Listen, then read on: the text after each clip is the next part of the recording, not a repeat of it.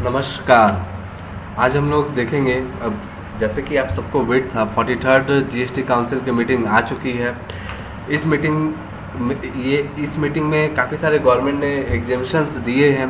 कोविड-19 को लेकर गवर्नमेंट ने काफ़ी सारे जो मेडिसिन थी, ऑक्सीजन कंसंट्रेटर्स, ऑक्सीजन सप्लाई से रिलेटेड, मिड डे मील से रिलेटेड काफ़ी सारे चीज़ों पे आईजीएसटी वेव कर दिया है। मिड डे मील की जो सर्विसेज है उसकी फंडिंग कोई भी करे, गवर्नमेंट करे या दूसरी अदर ऑर्गेनाइजेशंस करे, उसके ऊपर भी कोई जीएसटी नहीं लगेगा। पूरी एग्जेम्प्ट कर दिया गया है। Oxygen concentrator, other oxygen shortage, transportation equipment, इन सब पर आईजीएसटी फुल्ली एग्जेम्प्ट है। कब तक?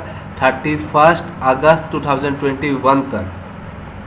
ब्लैक फंगस के केसेस को बढ़ते हुए, ब्लैक फंगस के केसेस जो कि बढ़ रहे हैं, इस कारण से एम्फोथेरेसिन बी बोलकर एक मेडिसिन आती है, उसके भी इंपोर्ट पर गवर्नमेंट ने आईजीएसटी पूरी एग्जेम्प्ट कर दिया है। और भी कई सारे सर्विसेज पर भी गवर्नमेंट ने क्या किया है, अपने जीएसटी रेट्स कमा दिए। 18% था तो 5% पर ले आया है। GST on MRO services in respect of ship vessels shall be reduced to 5% from 18%।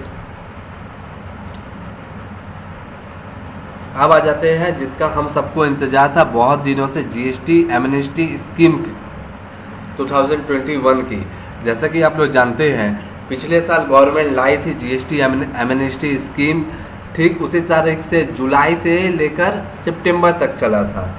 इस बार भी गवर्नमेंट जीएसटी एमनेस्टी स्कीम लाई है, पर इस बार डेट चेंज है। आप लोगों को रिटर्न फाइल करना है 1 जून 2021 से लेकर 31 अगस्त 2021 तक।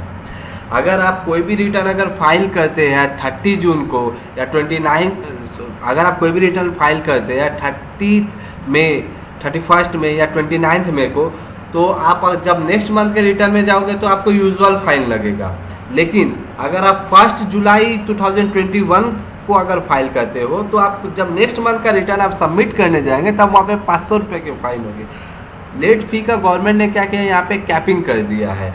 मैक्सिमम जो पेनल्टी पहले 10,000 था, वो पेनल्टी मात्र 500 रुपये लगेगी। कब से, कौन से पीरियड से लेके कौन से पीरियड तक? जुलाई 2017, माने जीएसटी जिस दिन से स्टार्ट हुआ था उस दिन से लेके अप्रैल 2021 तक के रिटर्न की।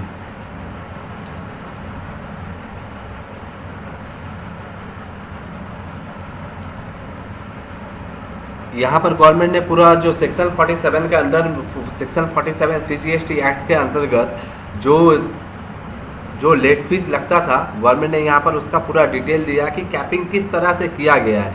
जिन टैक्स पेयर का टैक्स लायबिलिटी नील था या फिर कोई भी टैक्स लायबिलिटी नहीं बन रहा है या फिर R1 में कोई भी आउटवर्ड सप्लाई नहीं है, उनके लिए 500 करके। जिन टैक्स पेयर का टैक्स लायबिलिटी, जिन टैक्स पेयर का aggregate annual turnover up to 1.5 crore है, उनके लिए पर रिटर्न में 2000 रुपीज़ लेट फीस लगेगी। कितना? 2000 रुपीज़। जिनका aggregate annual turnover 1.5 crore to 5 crore का है, उनके लिए 5000, मतलब 2500 सीजीएसटी, 2500 एसजीएसटी। और जिनका एग्रीगेट एनुअल टर्नओवर 5 करोड़ से ज़्यादा है, उनके लिए तो यूजुअल जो फीस लगता है वही फीस है, माने 5000 सीजीएसटी, 5000 एसजीएसटी। GSTR4 की भी लेट फीस यहाँ पे गवर्नमेंट ने रिड्यूस कर दी है। अगर आपका रिटर्न नील है तो 500 रुपये पर महीना लगेगा, और अगर नील नहीं है तो 2000 रुपये लगेगी। लेट फी भी GSTR7 की भी, जो फॉर्म GSTR7 है उसकी भी लेट फी कमा दी गई है। पर डे की लेट फी 50 रुपये है, subject to maximum of 2000 rupees per annum, 2000 rupees per return. लेकिन इन जितने सारे रिटर्न की भी फीस कमाई गई है, अगर आप रिटर्न 1 जुलाई 2020 से लेकर 1 जुलाई 2021 से लेकर 31 अगस्त 2021 तक अगर आप रिटर्न फाइल करते हैं तो ही आपको ये रिड्यूस फीस पर आप रिटर्न फाइल कर सकेगा। अगर आप इसके बाद अगर रिटर्न फाइल कीजिएगा तो आपको यूजुअल फीस ही लगेगी।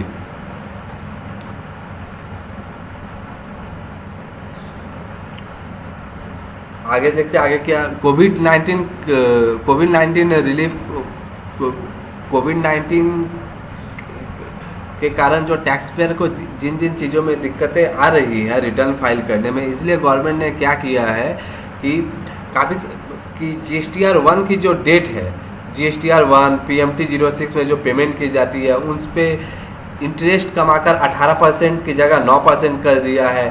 15 दिन का इंटरेस्ट और भी माफ़ कर दिया है।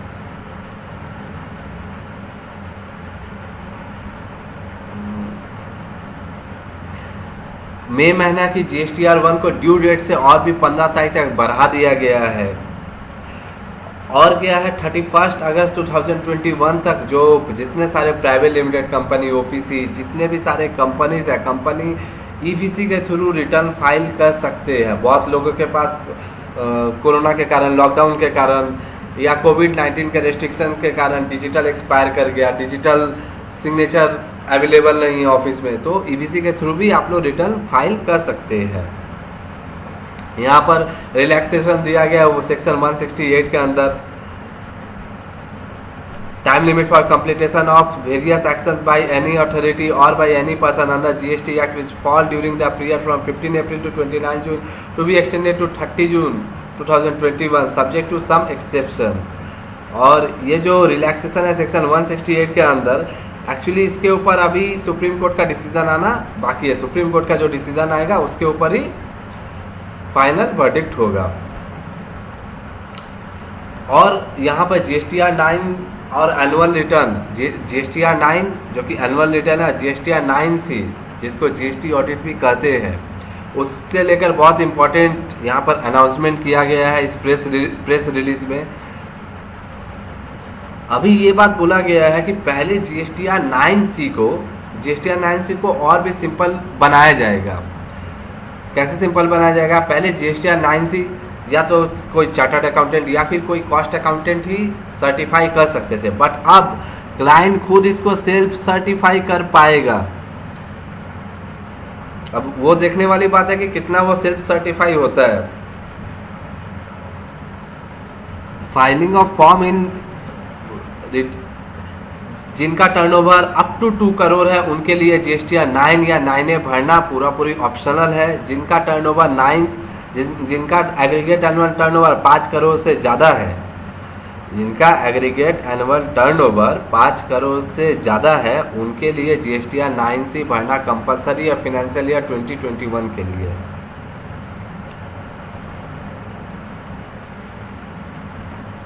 तो ये थी कुछ खास अपडेट्स GST काउंसिल का 43rd मीटिंग में जो था।